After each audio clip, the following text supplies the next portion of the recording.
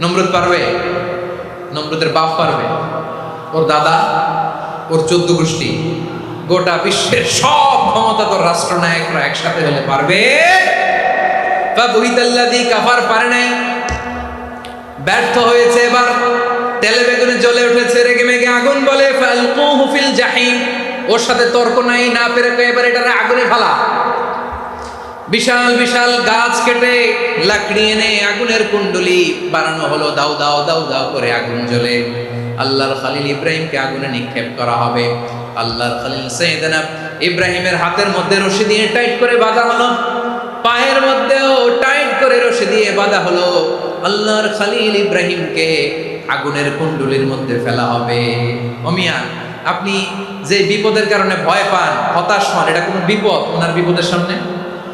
পটুয়াখালী আওয়াজ করে বলুন, সাইয়েদনা খলিল ইব্রাহিমের বিপদের সামনে আমাদের বিপদগুলো কোনো বিপদ?